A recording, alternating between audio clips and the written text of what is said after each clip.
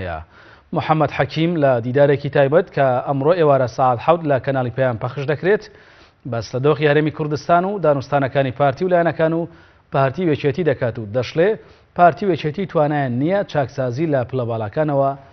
دەست پێ بکەن.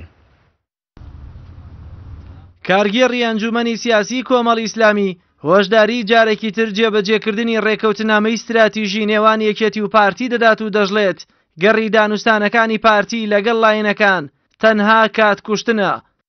و هەندێک جار لەوەی هەوڵ بدرێ لایەنە سیاسەکان بۆ بێدەنگکردنیان یان هەندێک کەسایەتی بۆ بێدەنگکردنی پشکی لە گەندەڵی پێ ببەخشرێت. وانە ئەگەر هەمان سیاست کە ئێستا باسیەکەین پەیڕەو کرێ ئەوە ئێمە تەبعاً دژی ڕادەوەستی بە پێی ئەعلامە وەکو حزبێکی سیاسی پەرلەمانتارانمان و ئەوەی کە لە دەستمان بێ.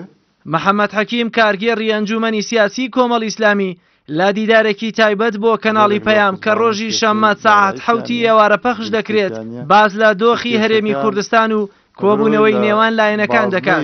محەممەد حەکیم دەڵێت چاوەڕێیان دەکرد پارتی لە دوای پەیامەکەی بارزانی کۆبوونەوەی پێنج قۆڵی ساز بکات و با میکانیزمێک پەیامەکە جێبەجێ بکات کە بڕوای وایە گەڕی دانوستانەکانی پارتی تەنها کاتکوشتنە و یەکێتیش با شەریکی دەزانێت و دەژڵێت دەیانەوێت لەگەڵ یەکێتی نیشتیمانی جارێکی تر ڕێکەوتنە استراتیژیەکەی نێوانیان کارا بکەنەوە کە بە مەترسی بۆ سەرازموونی هەرێمی کوردستان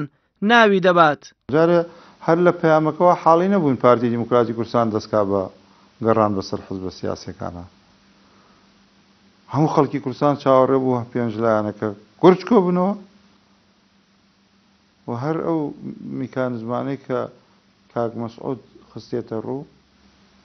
جێبەجێ بکەن. پێم وایە کاتکوشتنێکەیە لەو سەردانانەی پارتی دیموکراتی کوردستان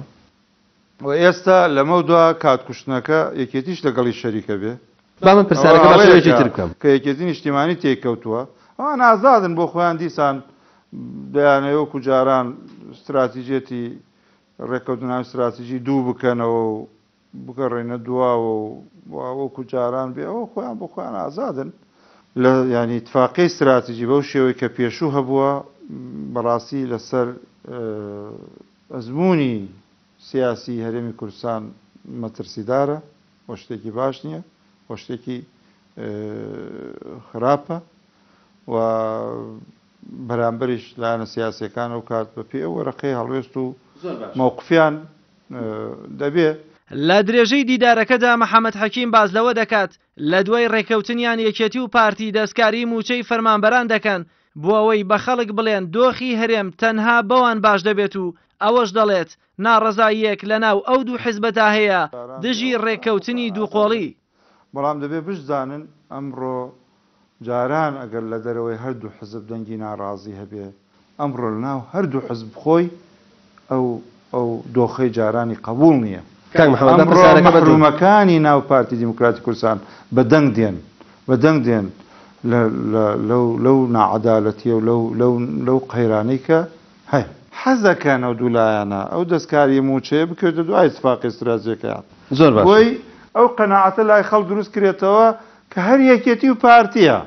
ئەتوان وەزی هەرێمی کوردستان چاک بکەن و باش بکەن و جەماوەر تیار بدەن بەو شێوەی کە خۆیان